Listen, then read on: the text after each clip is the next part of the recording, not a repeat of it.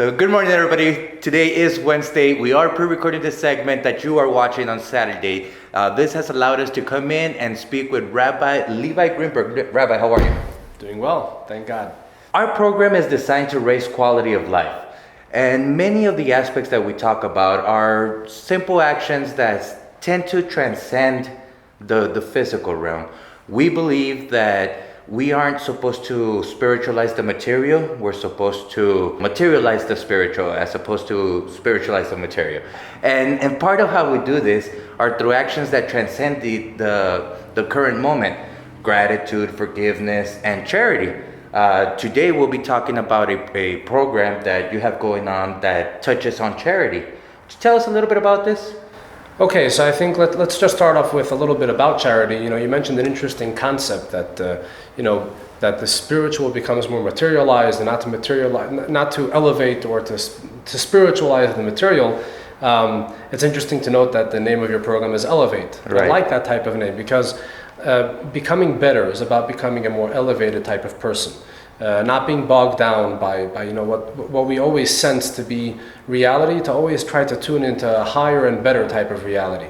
And to do so, it doesn't necessarily mean that we have to go and search out a higher reality somewhere far off on a mountaintop.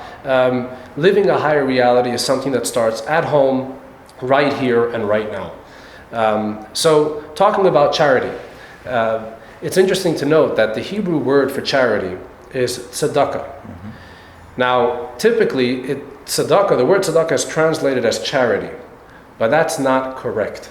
In fact, it's a bit of a misinterpretation of the word tzedakah. If you take a dictionary and you look up the word charity, the vibes you get is that the idea of charity is being benevolent, gracious, giving to others even if they don't deserve, giving what is rightfully yours and giving it to others because of the goodness of your heart. Tzedakah, the word tzedakah means tzedek, which means righteousness or doing the right thing. In Judaism, we view the concept of giving not as something that comes from benevolence or graciousness, but out of a sense of duty. We have an obligation to give. God gives us, He gives us plenty, He gives us what we need, and He also gives us extra. Why did He give us extra money if I don't need it for my own needs? The reason is because He is empowering us to be the one to give to others. Right. In fact, there's an interesting conversation that took place between King David and God Almighty. King David complained to God and he said, "Why did you create rich and poor? Why did you not just distribute the wealth equally?" And God answered, "Who will do justice and truth?" In other words, if everyone had everything equally and no one needed anyone else and no one had to give to others, so then the whole concept of giving and caring for others wouldn't exist. Right. So the reason why we believe that the reason why there is rich and poor is by design, but not so that the rich should remain rich and the poor should remain poor, but so that the rich, those that have more, should be able to give to the poor. Now you might think, so that means that charity is only for the rich, and that's not true. Every person has something they can give. In Judaism, everyone is obligated to give charity on their level. Right. So even if someone makes just $1, there's an obligation to give 10 cents from that dollar. You make $1 million, 100,000 out of that million. So it's all proportionate, but the idea is that giving and charity is really something that's an obligation, it's a duty on our part. Now, charity isn't necessarily attached to money, is it? Not necessarily. However, its greatest impact is specifically through money. You were talking about the relationship between the spiritual and the material. If you think about it, money is the most materialistic thing out there. Right. That's the bedrock of the material society. If you have money, then you have access to life, essentially, to buy food and medication and shelter and all of that. If you don't have that money, then you're stuck. So money is really the foundation of physical life. Right. When you take that foundation of your physical life, and instead of indulging in your own needs, you care for others out of a sense of duty, a God-given duty and empowerment to care for others, you're taking the bedrock of your physicality and you're elevating it to an entirely different realm. Yeah. You're using the most important part of your physical life, and you're using that for a higher purpose. That's a beautiful concept. In other words, it is allowing us to perfect ourselves by giving. So definitely through giving, that changes our entire approach to life in every aspect of life. it's interesting to note that when it comes to charity, so there's the idea that when someone is in need, give. But in Judaism, we also have this idea that we must give daily. Every single day we should give charity. The truth is that on the Shabbat, we're not allowed to handle money. So on the Shabbat, we do not handle money. We don't give charity through money. But the idea of charity on Shabbat is through giving of your time, caring for others, even a smile, a good word to another. That's also the concept of charity. Or inviting someone to your home, giving them food. That's also charity that could be done on Shabbat. But every weekday, we are instructed to give. We don't necessarily have to give a lot. Right. You can even give a little. Even giving a little is considered giving. Every action of tzedakah is valuable. Whether it's a penny, $1 million, the value of giving is the same. Obviously, much more can be accomplished with more money, but in its essence, right, in its spiritual value and its impact on our psyche, it's all the same idea, and therefore it's available to everyone. Right. And so that's a perfect segue into this program you have going on. You have recognized a need for everybody to be instructed on the importance of charity, and we have this Noah's Ark. Oh, okay. So let's talk about this idea here. But I would like to just give a few introductions to it. Number one, when we talk about education, it's important to realize that education is not just about instructing children in academics, mathematics and sciences, language arts and things like that. That's important. However, education is truly about teaching children right from wrong. Right. Teaching them that there is a higher power and they live in a greater context. And therefore they have an obligation to each other, they have an obligation to God, and they must be empowered and given the tools they need in order to make the right decisions. It's not just all open and you can make whatever decision you'd like. There is a correct decision and there is an incorrect decision. There is evil and there is good. They have to feel that idea. They have to be encouraged to tap into that, to the struggles that they feel inside of them. They have to pay attention to that, and they have to develop a way how to overcome the inclination to do things that are selfish, self-centered, or plain out evil. Right. So that's really the essence of education. And that starts from the very young, from when the child is born, and that continues until the end of life. We're constantly being educated. But the focus on moral and ethical education has to be elevated when it comes to the youth.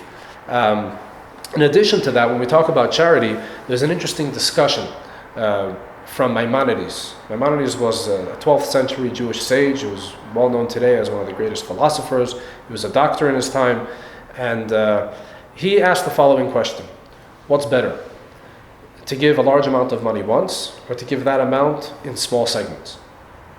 Interesting question here. So the answer to that is, well, it depends. Obviously, if you want to build a hospital, if you're going to give $1 a day, you'll never get that hospital built. So yes, philanthropy, that's why you need to have the big checks from those that are capable of giving that money, etc.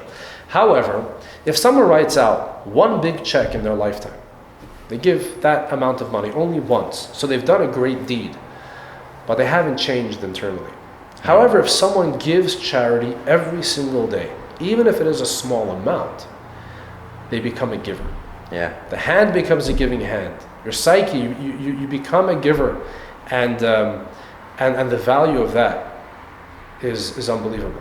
It's invaluable, and therefore it's important to give charity every day. Mm-hmm. So we came up with this idea that, and also another thing when it comes to education, there's two ways to educate: either through lecturing or training. Right. And training is the greatest way to educate. So there's a program which started off in South Africa. It's called ARK. ARK stands for Acts of Random Kindness. Oh, okay. So they've created this small plastic yellow box, which is in the shape of Noah's Ark, and it says in it two words: fill, share. Mm-hmm. And you give this to a child or to an adult or anybody, and they're encouraged to fill it up with money once a day, twice a day, whatever it is, whenever you have cash or change, and you put it in, and instead of just filling up a piggy bank for your own needs, you're actually filling up a charity box, and you'll take out the contents when it's full, count out the money, and give that money either to a worthy organization or to someone that's poor, someone that needs it more than you. And so that's the essential idea of these charity boxes, the ARK boxes. And these are being handed out to students in all schools? So the idea is like this. The El Paso Community Foundation I approached them and I showed them this idea, and we spoke about this, and they were very excited about the concept, and they view it also as a way of investing in creating philanthropists in our community. Right. If you give this out to every single child in the community, and even just a fraction of them take it seriously and they develop this concept of giving, that's an unbelievable investment in charity in our community as well. So the Community Foundation was very excited about it, and they took it on as a project. Till now it's in pilot mode, and thus far we've given out 1,500 boxes. Wow. To 1,500 children in El Paso, in private schools and in public schools. And we hope that more and more public schools will invite this program into their schools, and the Community Foundation is very excited to hand these out to every single child and encourage them to start training themselves to become givers and philanthropists. Right, and I do believe that doing charity daily is a great way to stay grateful for all that you have. It induces that gratitude onto God and life itself. So if somebody's interested in getting some of these boxes, do they contact you or the Community Foundation? So if you contact the Paso Community Foundation and you say that you would like to get involved in the ARK program, and they'll put you in touch with Stephanie Otero, and she is the one handling the logistics about it. She does a wonderful job. And once you invite it into the school, they'll be bringing the ARKs, and we have an assembly or something of the sort, and teach the children what it's all about. We give out the boxes, and teachers are encouraged to use this as a stepping stone to bring more discussions of generosity and kindness and goodness in their classrooms. So it's really something that goes beyond just the box and the coins that they're putting into the box. Right. The children take it home. They don't give charity in school itself. The idea is that they take the boxes home, they put it in their bedroom or in their kitchen, whatever it is, and they give charity. Parents are instructed that they should give the children a nickel, a dime, or a quarter, whatever it is, every day, so that they should be able to practice this charity. And that way the parents get involved in the idea, and the parents are encouraged to also fill up the box. The whole family can get involved. So this becomes a whole, a family project. And then when they're done, take it out, count out the money together. All right, we collected $10.73 over the past month. Let's write out a check, or take a $10 bill and 73 cents and give it to a homeless person on the street. There's so many different ways of how to use charity money. And so we are leaving it up to the family and the kid to where it gets dispensed. Yes. In some of the schools, they've chosen that, just in order to make a big deal out of it and that the children should see the impact, they've arranged collections in the schools. Obviously, the school does not collect the money. The El Paso Community Foundation facilitates the collection, and the children vote on a charitable cause that the money should go to. And the children are very excited. They bring all the money and they put it into one big bucket. And the bucket is very heavy with money, and it collects whatever amount of money it is. And the Community Foundation allows for that money to be funneled directly to that charitable foundation. So the school is not involved in any of that issue of collecting the money or sending out the money. It's out of their hands entirely. But the school is there to motivate the idea of charity. To encourage the children that they should do this on a daily basis. And after that month, after that first collection, it's all up to the children to take home those boxes and to continue it. Yeah, it's definitely a great concept and a great initiative. If there is anything else that we could do to help you with this, we're more than at your service for it. I do believe that this is one of those small steps that causes a big impact and a big change in the individual's life. Absolutely. I'll actually share with you an anecdote. There was a high school student who was part of this program. In one of the schools that we did it was in a high school. And after the first collection, he approached the principal, and he thanked her for bringing the ARK project to school. And he's actually a student that he lives in Juarez, and he crosses the border daily to go to school. So obviously he's either from the upper middle class in Juarez, and he said he never paid attention to the rampant poverty in Juarez. He never really paid attention to it. He had a more of a sheltered life, especially if he's coming to the United States for education. And he said after he took the ARKs home and he started to give charity daily, everything changed. He started to think more about the poor people that are there.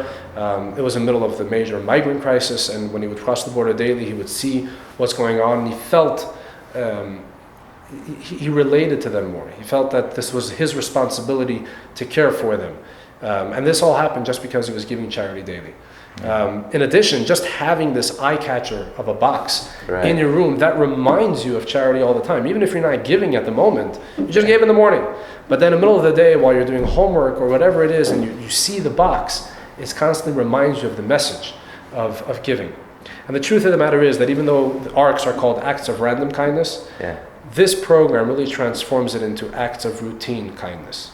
We make kindness a routine in our life. And so that's essentially the message. It's a beautiful concept. So maybe a little off the subject here, but it goes along with what we're talking about. It seems to me that going back to spiritualizing the material and materializing the spiritual, what would make a common mundane action more spiritual comes down to your intention behind it. Am I reading this correctly? So we could actually be doing daily tasks and doing them in the most perfect way? That's a very good question. How do you spiritualize the material? The material remains material. This is going more into a Jewish theological discussion here. I'm sure you've heard of the term mitzvah. Yes. What does mitzvah mean? A deed? Mitzvah really means a command. Okay. You know, we don't like to use that term in our society today, a command. But mitzvah comes from the word tzivui, which means to command. And mitzvah basically means God commands us to do whatever it is, X, Y, and Z. For example, the command to give charity. Right. It's a command. It's an obligation. Mitzvah, which means command, in the ancient Aramaic language that the Jewish people would use and the Talmud was written in, mitzvah also has the meaning of connection, tzavta. Oh, wow. So the command connects us to the commander. There you go. So here's the deal. Let's take an example. Imagine you would meet Albert Einstein, right? A genius of a person. And in his presence, you would feel very insignificant. Who am I? I can't have a discussion with him. And in fact, to such a person, to such a genius of a man or woman, I'm a nothing. You know, there's no real relationship between us. But then all of a sudden, this genius is in need of a glass of water. And turns to me and says, "Can you please give me a glass of water?" All of a sudden, we're connected. I can do something for you. And I go and I get the glass of water and give it to you. So that forges a connection between this genius of whom I could have no relationship with in an intellectual level, which is pretty much what they're all about. But for whatever reason, this person, this elevated person, needs me to do something, asks me to do something. And that forges a relationship. So if you think about it, what is the connection between God, the Creator, and us, the creations? Nothing. There is an absolute chasm between the two of us. How do we connect? We connect when God commands us to do something. It could be something even so insignificant as putting 5 cents into a charity box. It could be something very insignificant, but because God commanded me to do so, and I am observing God's command, that forges a connection. That's how I take the material and I make it divine. Right. Not spiritual, but divine. I see. And make it godly. That's what it's all about. Well, Rabbi, awesome conversation. We got a little off track there, but I appreciate you. It's a great project. If anybody's interested, please get a hold of the El Paso Community Foundation, or can they get a hold of Chabad here? Yeah, you can send an email to Chabad at chabad@chabadalpaso.com. And how do we spell Chabad? Chabad at chabad elpaso.com, or you can reach me directly at Rabbi Levi at chabadalpaso.com. That's RABBILEV as in Victor I at Chabad CHABAD elpaso.com. This is an opportunity for all of us to get involved. This is one of those small actions that will allow us to grow in our individuality, grow in our community, and to be able to stay in a constant state of gratitude, which is ever so important to all our daily lives. Thank you so much. Thank you for having me. Thank you.